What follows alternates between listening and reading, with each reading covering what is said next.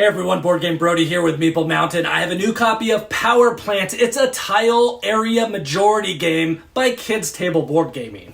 Now, every wizard knows that the best spell components are grown fresh, but unfortunately there is just one plot of good soil in town that works for growing the magical plants. Now, everyone agrees to share the garden, but you have a plan. Your loyal team of sprites will use their powers on the plants to infiltrate the garden as it grows. That way you get everything that blooms, and the most potent patches will belong to you. Or will they?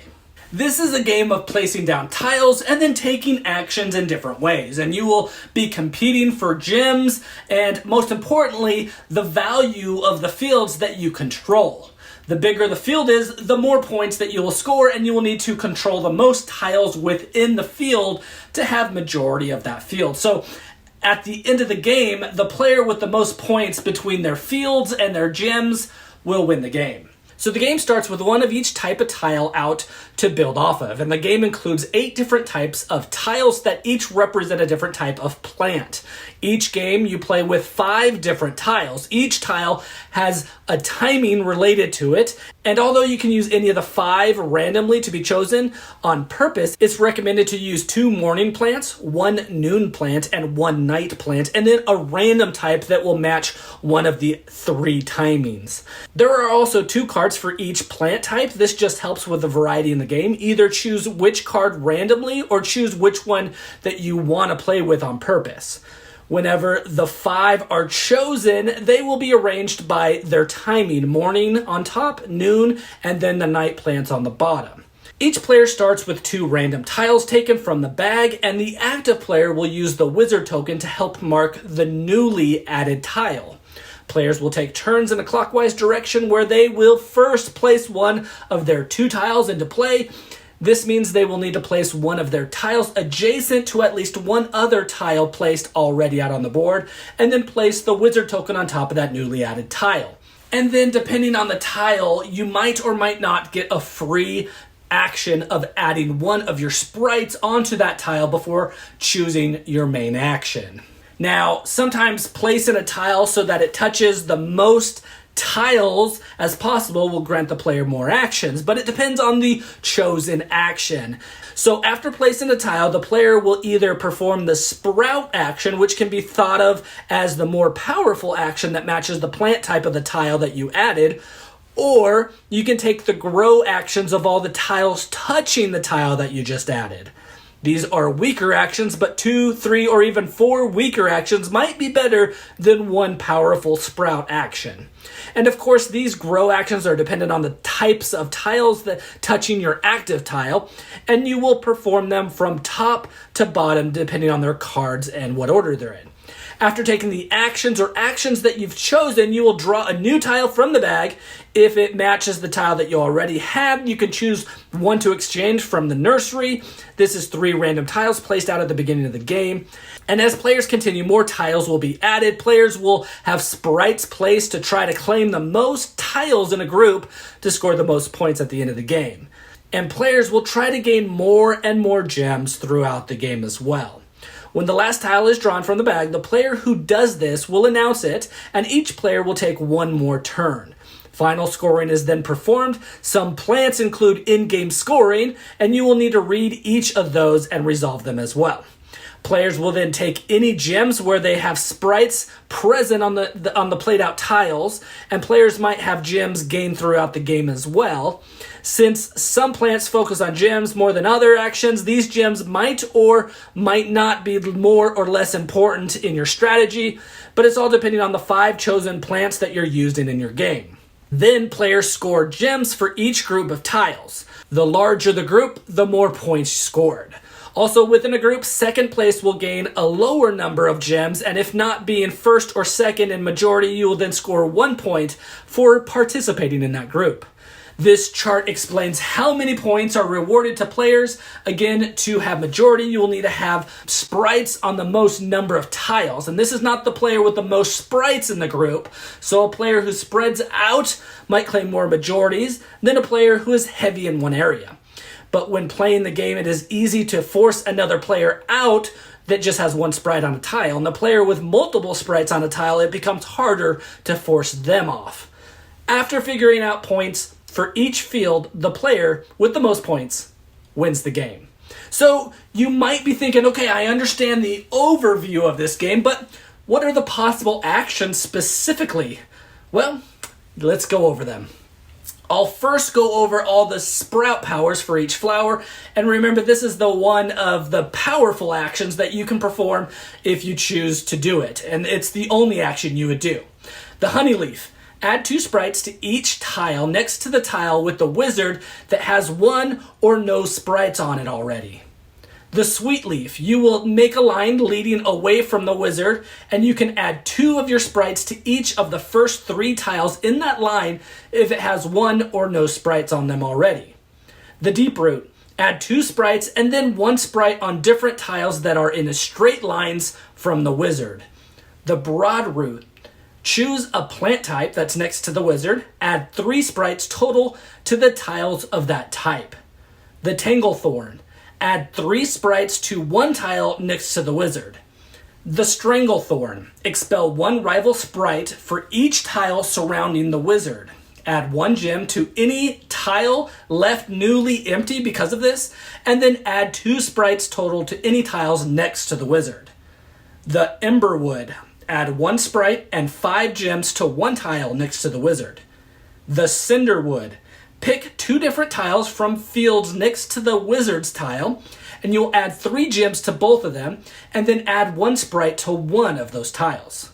The Starflower, gain 1 gem plus 1 for each sprite on the tiles next to the wizard. The Shy Flower, gain 1 gem for each tile next to the wizard. The Snapjaw, capture 1 rival sprite on a tile in a field next to the wizard, then add 1 sprite to any tile in that field. The Trap Maw, choose a tile type that's next to the wizard, capture 1 rival sprite from any tile of that type, and then add 1 of your own sprites to any tile of the same type.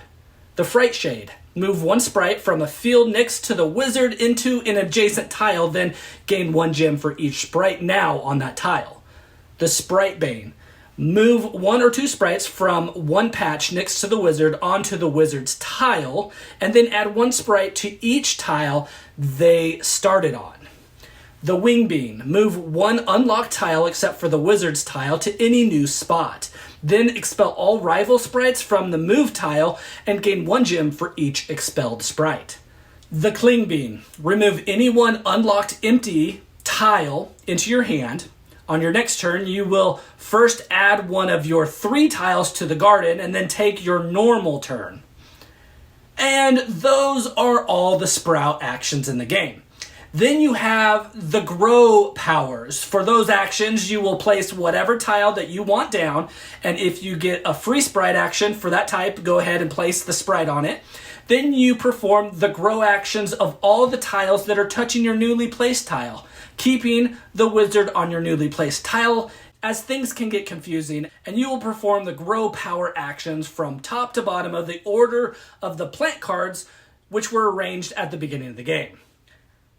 Let's go over them. The Honey Leaf, add 1 sprite next to each tile touching the wizard tile that has 1 or no sprites on them.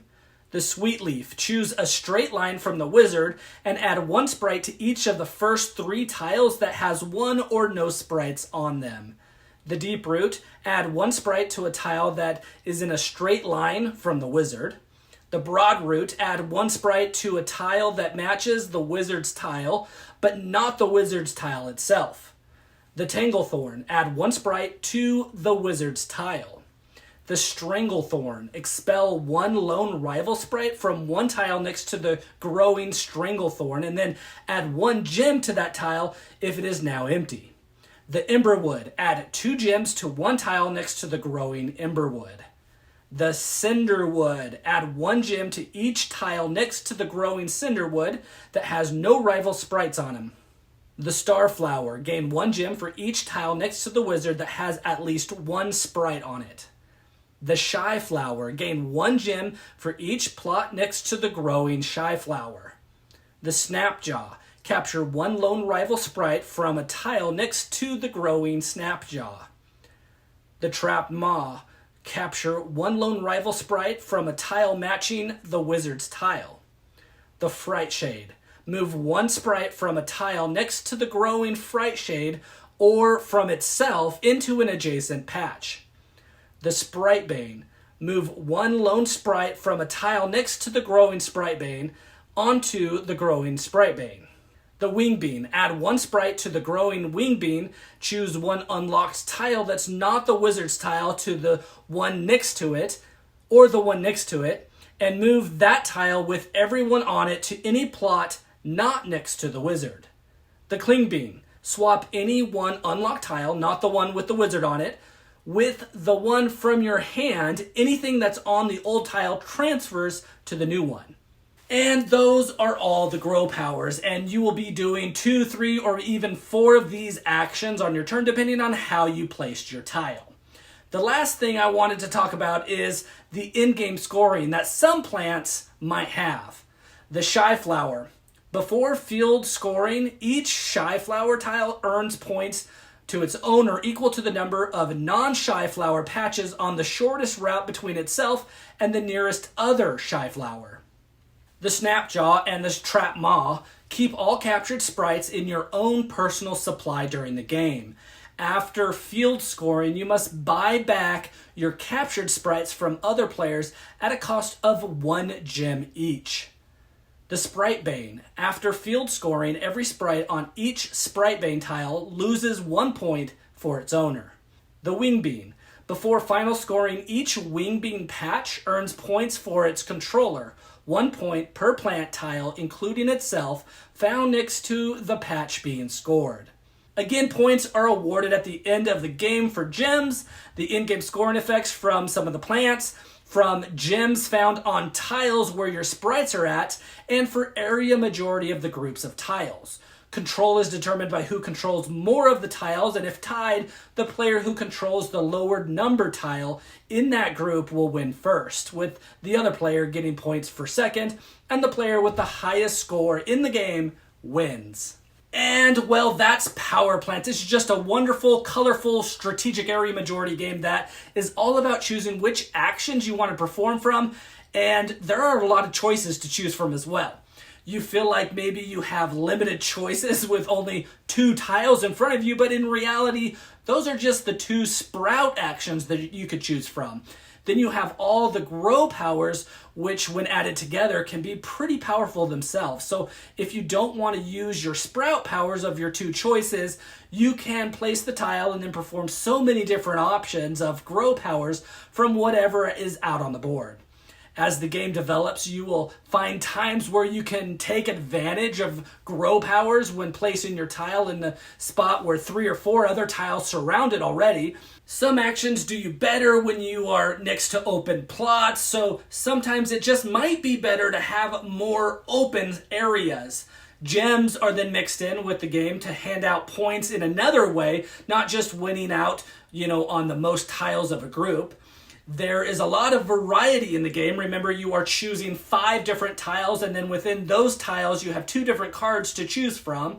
There really is a lot of options, and if you don't want to be aggressive and have those mean plants in the game, then just don't use them. There is no problem at all doing that.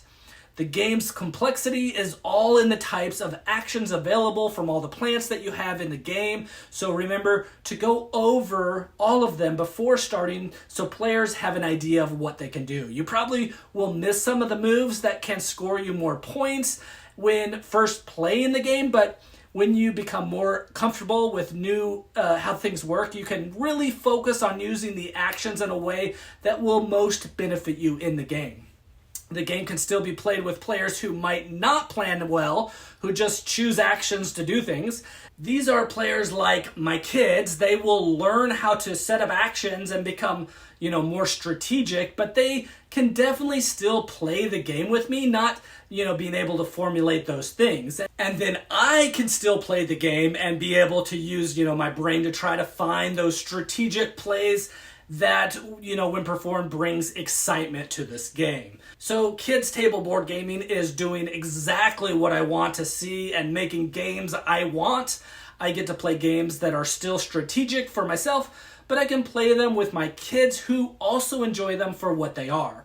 And there are layers upon layers that allow the enjoyment that you can, play it in different levels and different ways, and everyone really can enjoy the game. The components are neat. Again, there are plenty of different things to pick and choose from to incorporate in the game. Good art, fun theme. Overall, I like how this game gives options, but also narrows down those options so you're not, spending a ton of time figuring out what to do. Your first pick is what tile you're going to add. And then your second choice is doing the sprout action or the grow actions. And it's just fun stuff. So infiltrate the garden with your sprites, with your family and friends in Power Plants. It's an area majority game by Kids Table Board Gaming. Again, this is Board Game Brody, and I hope you enjoyed this video. Stick around and check out some other board game reviews to see what you might want to get to the table.